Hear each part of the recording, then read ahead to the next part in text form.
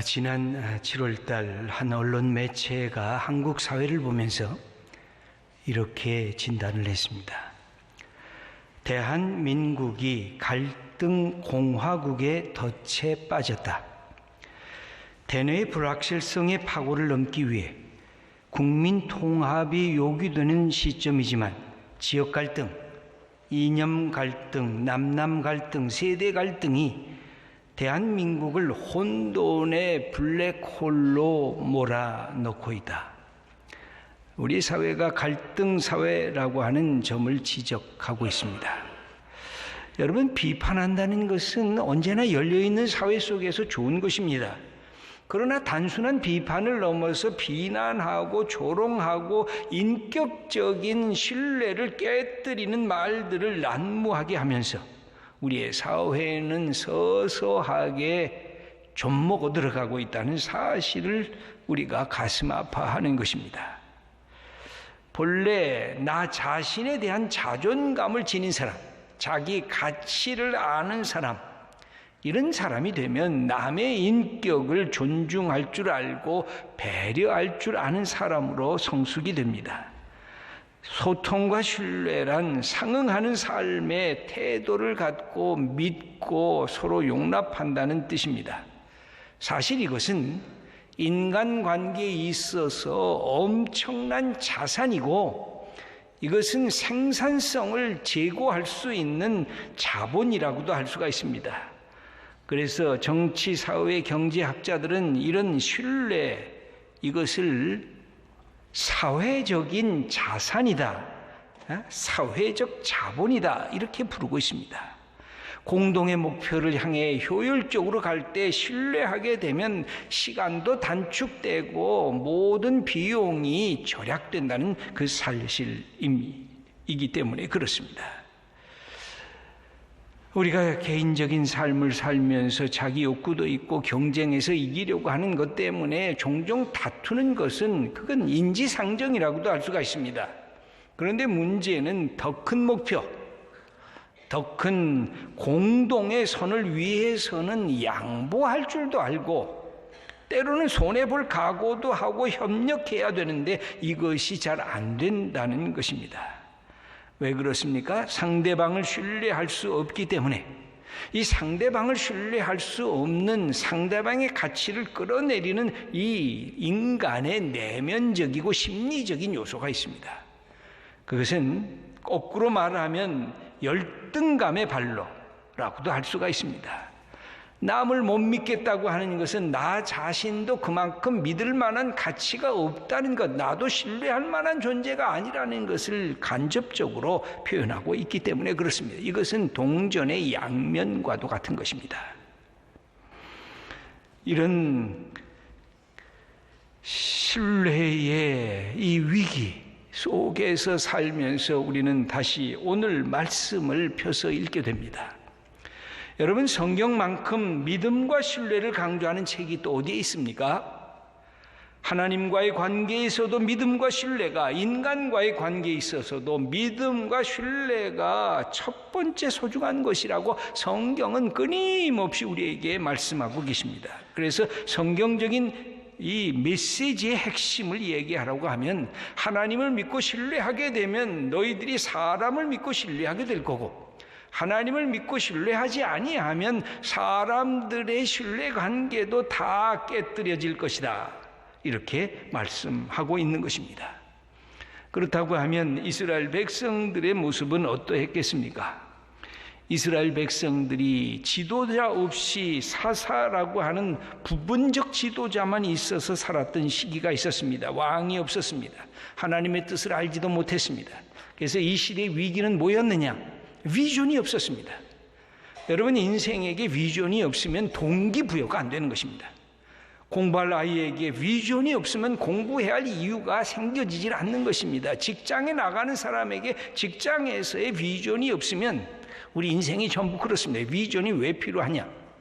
내 삶을 동기부여하는 활력을 주기 때문에 그렇습니다. 그런데 사사시대에는 비전이 없었습니다. 또 통제가 없었습니다. 그러다 보니까 질서가 생기지 않고 자기 마음대로 살아갔습니다. 인생에는 이 두 가지가 필요합니다. 이 비전과 이 통제, 자기 통제, 때로는 공동체를 위한, 함께 살아가기 위한 통제가 필요한데 이런 것이 무너졌었습니다. 사사기 21장 25절을 읽어보겠습니다. 그때 이스라엘에 왕이 없으므로 사람이 각기 자기의 소견에 옳은 대로 행하였더라. 자기 마음대로, 내 욕심대로. 그래서 무질서와 방종 속에 충돌하고 있었던 그 모습을 사사기 맨 마지막에 결론처럼 얘기하고 있습니다. 이때 인간은 개인주의 속에 매몰됩니다. 개인주의가 꼭 나쁜 것은 아닙니다만 그게 매몰되면 이기주의로 전락하기 때문에 그렇습니다. 자기 탐욕대로 살려고 합니다. 남이 어떻게 되든 내 이속만 차리면 되는 것입니다. 내게 조금 피해가 가고 방해가 되는 일은 털끝만큼도 내가 용납할 수 없는 인물이 됩니다. 이런 사람들이 많아지면 그 공동체는 몰락하게 되는 것입니다. 여러분, 우리 사회에 이런 위기가 자꾸만 증폭이 되고 있습니다. 어떤 변화가 필요할까요? 어떻게 회복이 가능할까요? 우리의 사회에 일그러진 불신의 늪에서 어떻게 빠져나올 수가 있을까요? 올해는 광복 71주년을 맞는 해입니다. 내일은 광복절입니다. 1945년 해방 후에 이 민족이 둘로 갈라졌습니다. 지금도 북녘의 백성들의 저 북녘 땅에는 아직도 광복의 빛이 비춰지질 않고 있습니다. 하지만 하나님께서는 이 대한민국에는 엄청난 축복을 허락하셨습니다. 우리에게는 두 가지의 과제가 있었습니다. 하나는 산업화를 통해서 경제적인 발전, 도약을 이룰 수 있을 것인가? 또 하나는 인권을 존중하는 정치적 민주주의를 이룰 수가 있겠는가? 이것이 우리에게 당면했던 과제였습니다. 그러나 놀랍게도 짧은 반세기 만에 한반도 역사상의 최고 풍요로운 경제적인 복을 하나님께서 허락하셨습니다. 정치적으로는 민주주의도 실현하게 하셨습니다. 여기에는 수많은 국민들의 피와 눈물과 땀의 소산물의 그 모습이 그 안에 들어가 있었습니다. 무엇보다 하나님께서는 산업화의 과제와 민주화의 과제를 우리의 백성들이 경험할 수 있게 하셨습니다. 그것을 뛰어넘어서 하나님의 주신 더 큰 축복이 있었는데 신앙의 축복이었습니다. 가톨릭과 우리와 합해서 대한민국의 국민 5분의 1 이상이 하나님을 섬기고 하나님을 사랑하는 사람으로 초청받게 되었습니다. 얼마나 큰 하나님의 은혜의 역사인지 돌이켜보면 또 감사하지 않을 수가 없습니다. 하지만 지금 우리가 살고 있는 이 사회를 진단하면 마음이 아픕니다. 경제를 진단하고 정치를 진단하고 교회를 진단하는 사람들이 모두 이구동성으로 하는 말이 있습니다. 한국 사회 이 전체가 총체적으로 불신의 늪에서 허우적거리고 있다고 하는 그 사실을 지적을 합니다. 그 가정에서도 마찬가지입니다. 오늘 성경 이야기로 돌아가십시다. 북이스라엘은 아수르라고 하는 제국에 의해서 멸망을 당했습니다. 남유다는 바벨론이라고 하는 제국에 의해서 멸망당하게 됩니다. 오늘 본문은 남유다 왕국의 이야기입니다. 그 남유다 왕 중에 가장 어두웠던 시대의 이야기를 기록하고 있습니다. 이 히스기야의 아들인 므낫세라고 하는 인물이 이 유다를 55년간을 다스렸는데 가장 악한 왕이었습니다. 여러분, 히스기야가 어떤 인물입니까? 하나님 앞에서 병들었을 때 면벽하고 기도하면서 내 병을 낫게 해달라고.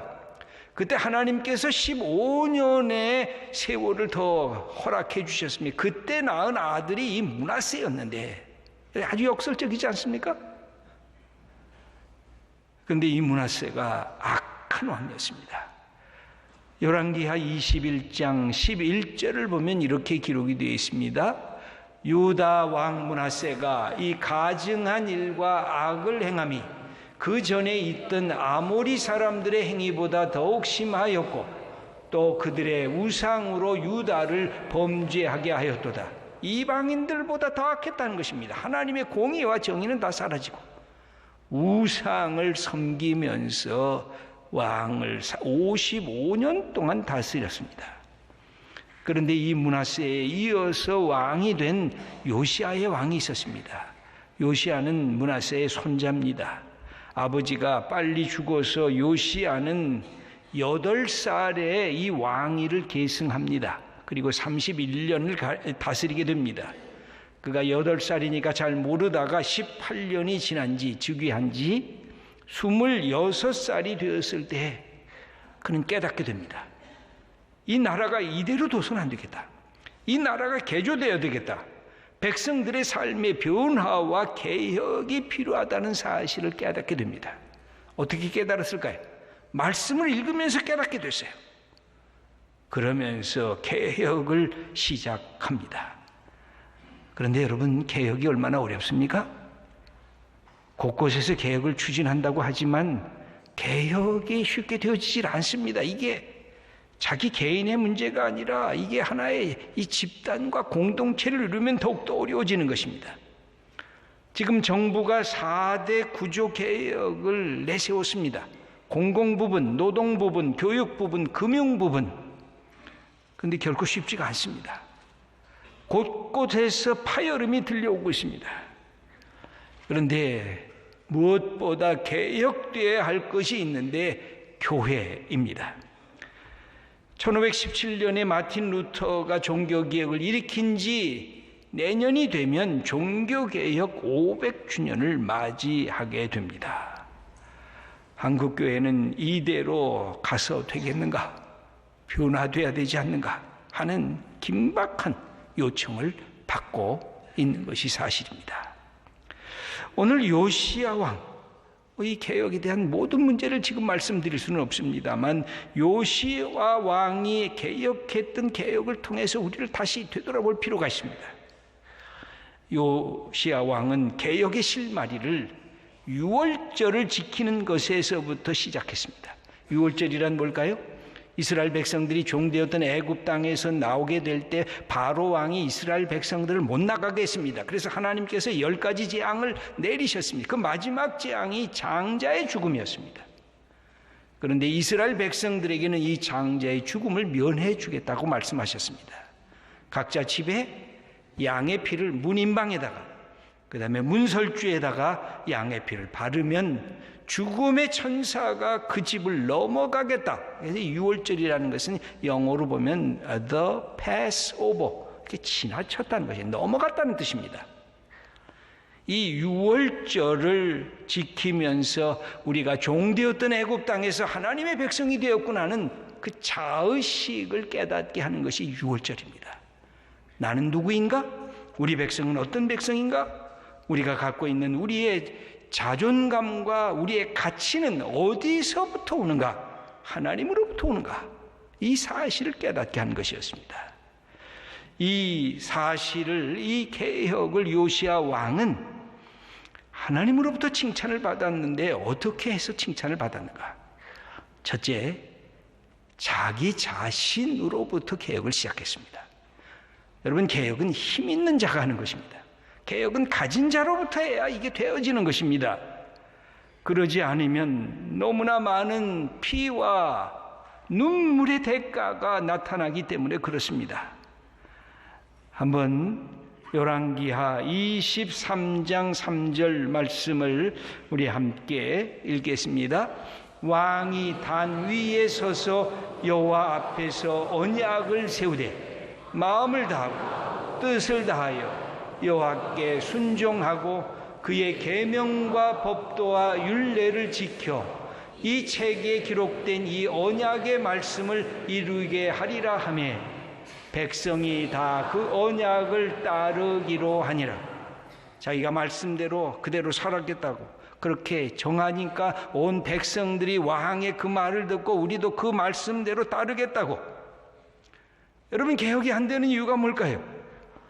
아니, 저 사람 좀 바꿔달라고, 저 못된 정치인 좀 변화시켜달라고, 저 교회가 먼저 받고 개혁돼야 된다고 나를 제외한 다른 사람의 개혁을 우리는 요구합니다.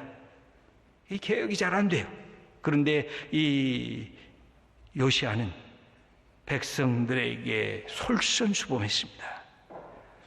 여러분, 우리의 가정은 어떻습니까? 아버지가 아버지로서의 가장에 내 위치를 알아야 그 가정이 참으로 복된 가정이 될 수가 있지 않습니까? 아버지가 돼서 가정을 내팽개치면 그 가정은 무너지는 것 아닙니까?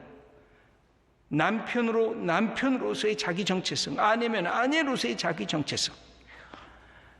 여러분, 우리에게 주신 축복이 여기서부터 시작이 됩니다. 회사의 CEO가 바꾸기로 마음을 먹어야 그 회사가 바로 설 수 있지 않습니까? 국가도 마찬가지고 교회도 마찬가지입니다. 지도자에게 책임이 있습니다. 지도자가 바로 서면 그 공동체가 바로 서고, 지도자가 무너지면 그 공동체가 무너지기 때문에 그렇습니다. 내가 소통하지 않고 남에게 소통하라 말할 수 없지 않습니까? 내가 사람을 신뢰하지 않고 너는 신뢰해라, 그렇게 말할 수가 없다는 것입니다. 이 요시야 왕의 개혁은 자기로부터 힘 있을 때 시작을 하기 시작한 겁니다. 여러분, 개혁의 두 번째가 있습니다. 그것은 잘못된 관행을 깨부숴야 하는 것입니다. 여러분, 익숙한 것이 좋지 않습니까? 어색하지 않은 것이 내게 착 달라붙지 않습니까? 그러나 못되고 악한 습관들과 관행들을 요시야 왕은 때려부셨습니다. 과거에 있었던 선왕들이 갖고 있었던 잘못된 것들을 그 하나하나 해체했습니다. 오늘 24절 말씀을 함께 읽겠습니다. 요시야가 또 유다 땅과 예루살렘에 보이는 신접한 자와 점쟁이와 드라빔과 우상과 모든 가증한 것을 다 제거하였으니, 하나님을 섬긴다고 하면서 지 욕심을 차리기 위해서 만들어 놓았던 거짓 우상들, 그 액세서리들을 다 없애버렸다는 겁니다. 그래서 하나님 앞에 바로 서기를 원했습니다. 여러분, 정신적인 세계는 어떻습니까? 진공 상태가 안 됩니다. 여러분, 영적인 세계는 진공 상태가 될 수가 없어요. 나는 하나님한테 축복받기를 원합니다 하고 기도하면서 내 속에 욕심과 내 속에 정욕, 내 속에 야망 그 자체가 가득 차 있으면 하나님의 축복을 받을 수가 없어요. 내 속을 비워놔야 하나님께서 나를 채워주시는 것 아니겠습니까? 여러분, 우리의 영적 상태의 개혁이 되려고 하면 내 속에 있는 것들을 내려놓는 작업을 해야 하나님의 성령의 이 역사가 나를 움직일 수 있게 되는 것입니다. 그러므로 하나님의 보시기에 잘못된 것들을 제거하는 이 작업을 통해서 이게 변화가 된 겁니다. 여러분, 우리 속에 있는 것이 뭔가? 우리 가정에 잘못된 것, 우리 공동체 속에 잘못된 것, 내가 갖고 있는 기업과 내 이 사회 속에 잘못된 것들을 제거하는 작업이 개혁의 내용인 것입니다. 세 번째입니다. 개혁은 본질로부터 시작해야 합니다.